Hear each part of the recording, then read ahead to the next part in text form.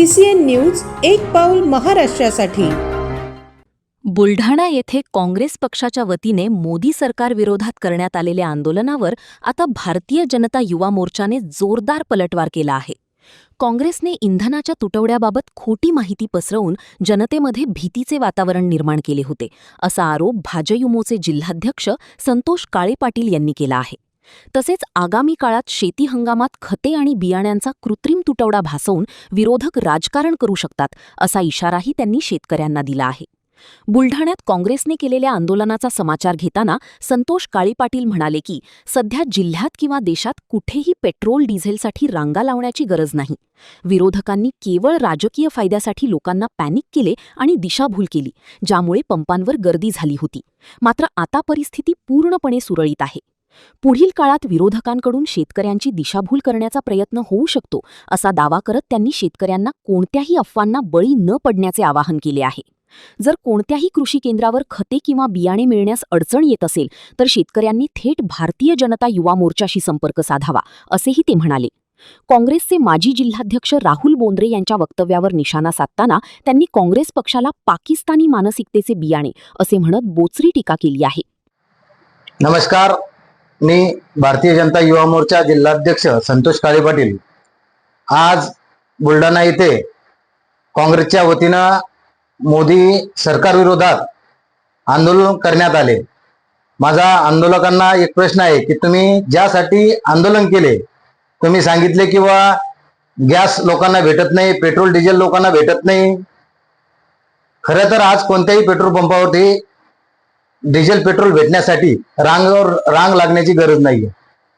जिथे जाईल तिथं ज्यांना पेट्रोल डिझेल लागतं त्यांचा अगदी कमी वेळात 1, 2, 4, 5 मिनिटात त्यांना पेट्रोल डिझेल उपलब्ध होऊन राहिले। पेट्रोल डिझेल याबद्दलची गर्दी मागे झाली, त्याचं कारण असं होतं की विरोधकांनी लोकांना पॅनिक केलं, लोकांची दिशाभूल केली। यामुळे लोक जास्तीत जास्त प्रमाणात इंधन साठा घेण्यासाठी पेट्रोल पंपावरती गर्दी झाली। परंतु याचं कारण सुद्धा हे विरोधक आणि काँग्रेसवालीच आहेत। यांनी वेळोवेळी लोकांचे डोके फिरवू भाषण केल्याबद्दल किंवा लोकांना चिथावणीखोर बोलल्याबद्दल लोकांनी साठा किंवा आपल्याला कसा मिळेल यासाठी गर्दी केली होती। परंतु आज आपण बघतोय बुलढाणा जिल्ह्यातल्याच नव्हे तर देशातल्या कोणत्याही पेट्रोल पंपावरती पेट्रोल डिझेल घेण्यासाठी गर्दी नाहीये। दुसरा विषय असा की इथून पुढे आता शेतकऱ्यांसाठी खत बियाणे उपलब्ध करण्यासाठी किंवा टंचाई जाणीवपूर्वक भासेल असं वातावरण विरोधक करतील। परंतु शेतकऱ्यांना माझी विनंती आहे की खत बियाणे आपल्याला निश्चित वेळेवरती प्राप्त होतील। आपण कुठलीही गडबड न करता कोणत्या कृषी केंद्रावर मागणी केल्यानंतर जर भेटत नसेल तर भारतीय जनता युवा मोर्चाशी निश्चित संपर्क साधावा। एखाद्या वेळेस त्याच्याकडे माल नसेल हे आपण समजू शकतो, परंतु भेटणार नाही असं होणार नाही म्हणून सांगतो। आणि राष्ट्रीय काँग्रेसचे माजी जिल्हाध्यक्ष राहुल बोंद्रे यांनी आज कॉक्रोच पार्टीबद्दल बोलले की कॉक्रोच पार्टी ही लोकप्रिय पार्टी होणार आहे, परंतु त्या पार्टीमध्ये ती पार्टी जास्तीत जास्त पाकिस्तानी लोकांनी तिला लाईक केलेलं आहे। त्यामुळे काँग्रेसवाले हे पाकिस्तानी लोकांचं एक बियाणं आहे असं म्हणायला हरकत नाही। आज बुलढाणा येथे काँग्रेसच्या वतीने मोदी सरकार विरोधात आंदोलन करण्यात आले। विरोधकांनी लोकांना पॅनिक केले, लोकांची दिशाभूल केली। यामुळे लोक जास्तीत जास्त प्रमाणात इंधन साठा घेण्यासाठी पेट्रोल पंपावर गर्दी करत होते। शेतकऱ्यांना माझी विनंती आहे की खते बियाणे आपल्याला निश्चित वेळेवरच प्राप्त होतील।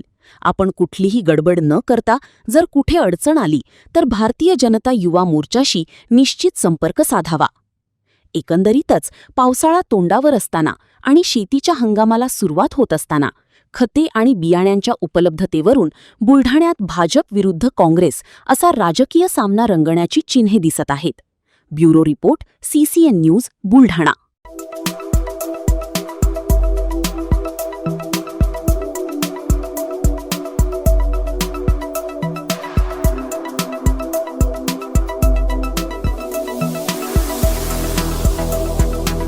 तसेच आपल्या भागातील महत्त्वाच्या बातम्या पाहण्यासाठी CCN न्यूज डेस्क चॅनलला सबस्क्राइब करा आणि बेल आयकॉन प्रेस करा।